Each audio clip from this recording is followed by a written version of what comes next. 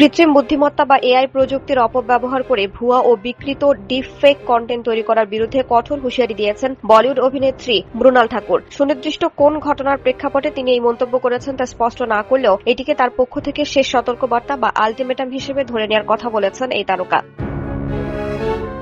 মঙ্গলবার সামাজিক যোগাযোগ মাধ্যম ইনস্টাগ্রামে দেয়া এক পোস্টে মৃণাল লেখেন, আমার চেহারা বা পরিচয় বিকৃত করে কৃত্রিম বিভ্রান্তিকর কন্টেন্ট তৈরি করা কিংবা তা ছড়িয়ে দেওয়া সম্পূর্ণ আইনি অপরাধ এবং অগ্রহণযোগ্য। এটাকে অবিলম্বে এ জাতীয় কাজ বন্ধ করার একটি আনুষ্ঠানিক নোটিশ হিসেবে গণ্য করুন। পরবর্তীতে আমার পরিচয়ের যে কোনো অপব্যবহার করা হলে সরাসরি আইনি ব্যবস্থা নেওয়া হবে।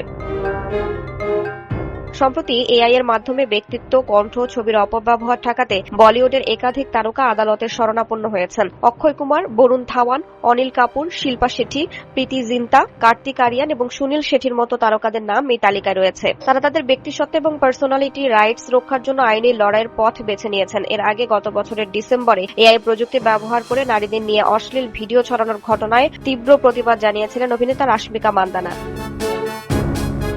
সামাজিক যোগাযোগ মাধ্যম এক্সে তিনি লেখেন, যখন সত্যকেও বানিয়ে ফেলা যায় তখন বিবেচনা এবং বুদ্ধি হয় আমাদের সেরা প্রতিরক্ষা। এআই নিঃসন্দেহে অগ্রগতির প্রতীক, কিন্তু নারীদের লক্ষ্য করে অশ্লীলতা ছড়াতে এর ব্যবহার কিছু মানুষের চরম নৈতিক পতনকে প্রকাশ করে। রাশমিকা আরও যোগ করেন, ইন্টারনেট এখন আর সততার প্রতীক নয়, বরং এটি এমন এক ক্যানভাস যেখানে যেকোনো কিছু বানিয়ে ফেলা সম্ভব। অপব্যবহারের ঊর্ধ্বে উঠে আসুন আমরা আরও দায়িত্বশীল সমাজ গঠনে এআই ব্যবহার করি। মানুষ যদি মানুষের মতো আচরণ না করতে পারে তবে তাদের দৃষ্টান্তমূলক শাস্তি দেওয়া উচিত। রাশমিকা মান্দানার চেহারা ব্যবহার করে কৃত্রিম বিভ্রান্তিকর ভিডিও ছড়ানোর অভিযোগ, এরই মধ্যে এক ব্যক্তিকে গ্রেফতার করেছে পুলিশ।